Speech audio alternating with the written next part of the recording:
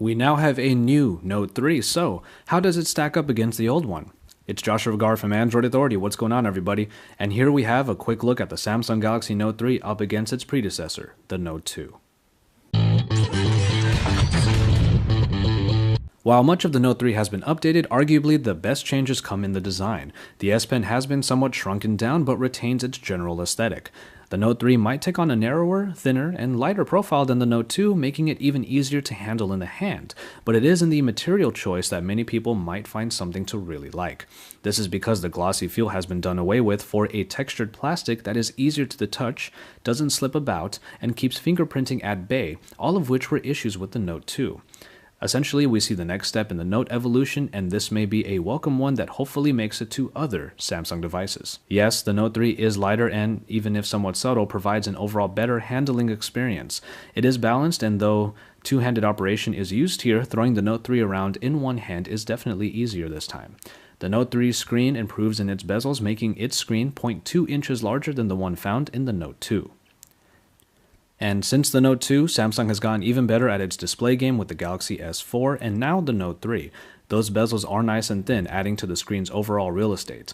Whereas the Note 2 originally had a 1280 by 720 resolution screen capable of 267 ppi, we now have a 1080p screen on the Note 3 capable of 388. It is truly an upgrade that echoes the success of the Galaxy S4 screen in a larger form factor.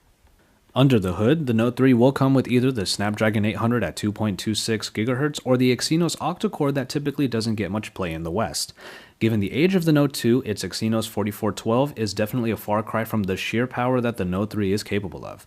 While its predecessor might have been able to hold its ground, the Note 3 absolutely flies and can handle even more multitasking as the first device out with 3 GB of RAM. The battery might not have gotten a significant increase this time around, but optimizations and power consumption could still give the Note 3 the edge in longevity.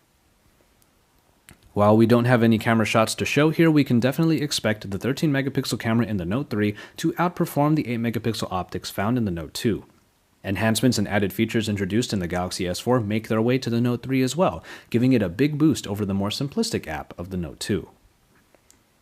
And finally, we look at software as the S Pen-enabled TouchWiz has been updated to Android 4.3. This brings along with it the new navigation options originally found in the Galaxy S4, while adding new functions to the S Pen. Air Command helps you to streamline the S Pen experience, and new ways of using the pen like Action Memo, enhanced scrapbooking, and even a full device search program really bring this new version of the smartphone into the limelight. While the Note 2 remains a very popular device, it's clear that the Note 3 continues the evolution of the Note line. And so, there you have it. It's not hard to see that the Note 3 is a real step forward for the Note line, and while the Note 2 remains perfectly viable as a pen-enabled tablet phone, Samsung has added in quite a lot to make the upgrade very much worth it. We have much more for you on the Galaxy Note 3 coming up, so stay tuned to Android Authority because we're your source for all things Android.